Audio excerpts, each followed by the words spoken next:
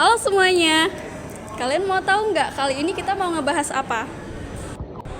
Jadi, kami mau bahas tentang sistematika tumbuhan, mulai dari pendahuluan, pembahasan, dan juga kesimpulannya. Teman-teman saksikan ya.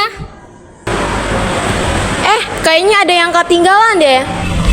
Halo semuanya, kenalin aku Silvi dan juga rekan-rekanku. Hai. Aku Muhammad Ramadan. Tunggu kak. Hai, aku Rosalina Hussein. Hai kak. Halo, aku Garza Melani. Jangan apa kak? Jangan lupa tonton video pembahasan kita ya. Bye semuanya. Teman-teman, ayo lebih mengerti sistematika tumbuhan, taksonomi, dan klasifikasi tumbuhan. Mari kita belajar bersama. Nah, sebelum masuk ke pembahasan, mari kita tahu apa sih gunanya kita ini belajar sistematika tumbuhan.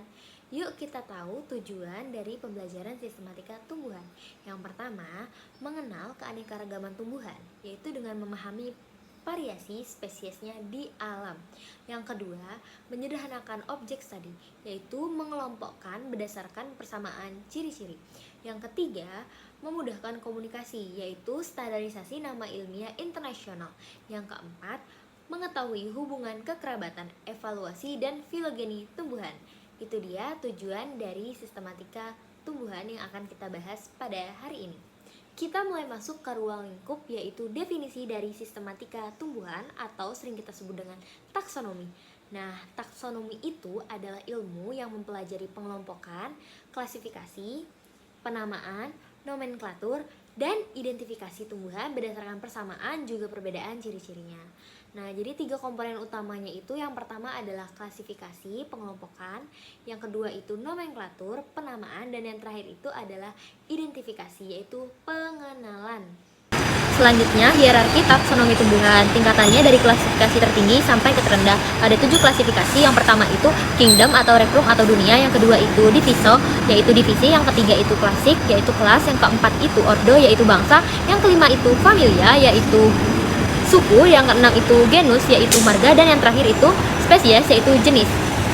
Akhiran nama taksonomi. Setiap taksonomi memiliki akhiran standar. Contohnya divisio, yaitu pita. Contohnya Angiospermopita. Yang kedua itu klasik, yaitu Opsida garis miring Ae, yaitu contohnya Disotiledonae. Terus yang ketiga ordo, yaitu Ales, yaitu contohnya Solanales. Yang keempat itu familia Asae, contohnya Solanae Seae. Catatan khusus, genus dan spesies tidak memiliki nama akhiran khusus. Binomial nomenklatur. Jadi pada setiap penamaan ganda dikembangkan oleh Carolus Linnaeus pada tahun 1753. Nah, struktur nama ilmiahnya itu yang pertama ada nama pertama atau biasa disebut dengan genus. Nah, huruf pertama genus itu harus huruf kapital. Nah, untuk nama kedua itu disebut dengan spesies, penulisannya cukup huruf kecil semua. Contohnya seperti Zingiber officinale Roche atau nama ilmiah dari jahe. Zingiber itu nama genus, jadi penulisan huruf Z itu harus huruf kapital, dan officinale itu huruf spesies, jadi penulisannya cukup huruf kecil semua. Dan Roche itu adalah nama penamunya. Oke, lanjut, yaitu aturan penulisan nama ilmiah. Nah, yang pertama itu ada format penulisan. Nama ilmiah itu harus menggunakan bahasa Latin. Nah, untuk genus dan spesies, penulisannya harus dicetak miring atau italik. Nah, untuk yang penulisan tangan cukup digaris bawahi aja. Yang kedua, ada nama penemu. Nah, nama penemu ini terdapat di paling belakang atau di belakangnya spesies. Penulisannya itu nggak perlu dicetak miring. Nah, itu biasanya ditulis dengan huruf kapital. Contohnya seperti L. L itu artinya Linnaeus, jadi penemunya adalah Linnaeus. Contoh benarnya itu seperti Oryza sativa L. Nah, Oryza ini nama genus, jadi huruf O di awal itu harus huruf kapital. Kalau sativa itu termasuk huruf spesies atau nama dari spesies, jadi penulisannya harus huruf kecil semua. Nah, yang L itu nama penemunya, penulisannya biasa aja. Nah, untuk Oryza sativa tadi penulisannya harus di garis miring atau di garis bawahi. Di sini saya akan menjelaskan tentang perbedaan monokotil dan dikotil. Jadi ciri-cirinya yaitu kotiledon. Monokotil hanya memiliki satu, dikotil memiliki dua. Kemudian ada akar. Monokotil memiliki akar serabut dan dikotil memiliki akar tunggang. Kemudian ada bagian tulang dengan daun. monokotil memiliki daun sejajar atau melengkung, kemudian dikotil memiliki daun menyirip atau menjadi. Kemudian bagian bunga, monokotil memiliki kelipatan 3, sedangkan dikotil memiliki kelipatan 4 atau 5. Kemudian ada kambium, monokotil tidak memiliki kambium, sedangkan dikotil memiliki.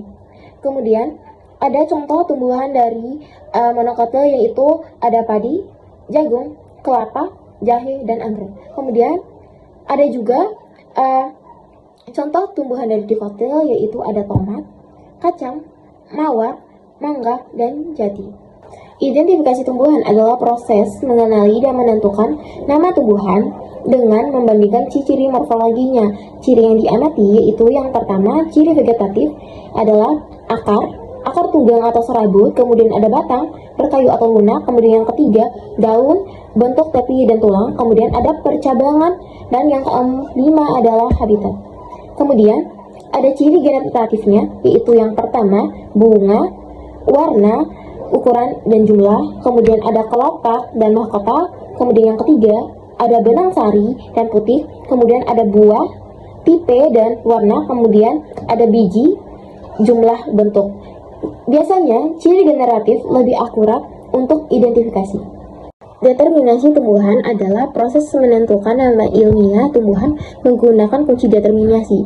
Kunci determinasi ada 4, yaitu yang pertama, kunci determinasi atau dikotomi, kunci berupa pilihan berpasangan dengan ciri berlawanan. Kemudian yang kedua ada buku flora atau buku berisi deskripsi lengkap tumbuhan di wilayah tertentu. Kemudian yang ketiga ada herbarium, koleksi spesimen tumbuhan kering yang diawetkan. Dan yang terakhir ada database digital, aplikasi dan website identifikasi tumbuhan. Langkah-langkah determinasi yaitu yang pertama, pengamatan morfologi. Amati dan catat ciri vegetatif dan generatif secara detail. Kemudian yang kedua adalah penggunaan kunci determinasi. Gunakan kunci dikotomi, pilih pernyataan yang sesuai. Kemudian yang ketiga adalah bandingkan dengan deskripsi. Cocokkan hasil dengan deskripsi di buku flora. Kemudian yang keempat, verifikasi dengan herbarium, bandingkan dengan spesimen herbarium. Kemudian yang kelima, penulisan nama ilmiah, tulis nama lengkap dengan penemu atau autornya. Nah, determinasi akurat memerlukan spesimen lengkap. Berikut familia penting dalam dunia farmasi yang terdiri dari monokotil dan dikotil. Yang pertama, familia penting monokotil seperti Poaceae atau suku rumput-rumputan, contohnya Oryza sativa ataupun padi, Zemas atau jagung, dan Saccharum officinarum atau tebu. Kegunaannya sebagai sumber karbohidrat utama. Yang kedua, Zingiberaceae atau suku jahe-jahean, contohnya Zingiber officinale ataupun jahe, Curcuma longa atau kunyit, dan juga Alpina galanga atau lengkuas. Kegunaannya yaitu sebagai obat tradisional dan rempah-rempah. Yang ketiga, Arisaceae atau suku pinang-pinangan, contohnya Cocos nugifera ataupun kelapa, dan Arisa satesu ataupun pinang. Kegunaannya yaitu sebagai sumber minyak dan bahan pangan. Yang keempat, Orchidaceae atau suku anggrek-anggekan, contohnya Vanilla planifolia ataupun vanili. Kegunaannya sebagai penyedap dan tanaman hias. Selanjutnya, familia dikotil yang terdiri dari 1. Solanaceae atau suku terung-terungan, contohnya kentang, tomat, cabai, dan tembakau. Kegunaannya sebagai sumber karbohidrat, sayuran, dan bahan obat. Yang kedua, Fabaceae atau suku kacang-kacangan, contohnya kacang tanah, kedelai, dan kacang buncis. Kegunaannya sebagai sumber protein dan bahan pupuk hijau. Yang ketiga, Piperaceae atau suku sirih-sirihan, contohnya sirih dan lada. Kegunaannya sebagai obat dan rempah-rempah. Yang keempat, Apiaceae atau suku wortel-wortelan, contohnya wortel, seledri, dan ketumbar. Kegunaannya sebagai sayuran dan penyedap masakan. Yang kelima, Cucurbitaceae atau suku mentimun-mentimunan, contohnya mentimun, labu, dan semangka. Kegunaannya sebagai sayuran dan buah-buahan. Myrtaceae atau suku jambu-jambuan, contohnya jambu biji, cengkeh, dan kayu putih. Kegunaannya sebagai penghasil minyak, atsiri, dan obat. Yang ketujuh, Asteraceae atau bunga menjemuk, contohnya bunga matahari dan selada. Yang ke-8, Aubaceae atau suku getah-getahan, contohnya singkong, karet, dan jarak. Kegunaannya sebagai sumber karbohidrat dan penghasil karet. Yang kesembilan, Rosaceae atau suku mawar-mawaran, contohnya mawar dan stroberi. Kegunaannya sebagai tanaman hias dan buahan. Nah, itu dia hasil dari pembahasan kami mulai dari pendahuluan sampai ke isi sistematika tumbuhan. Nah, ini dia sumber yang kami pakai, daftar pusakanya. Jika teman-teman ada yang ingin searching atau ingin lebih mengetahui sumber-sumber kami, silakan cari di internet. Terima kasih semuanya.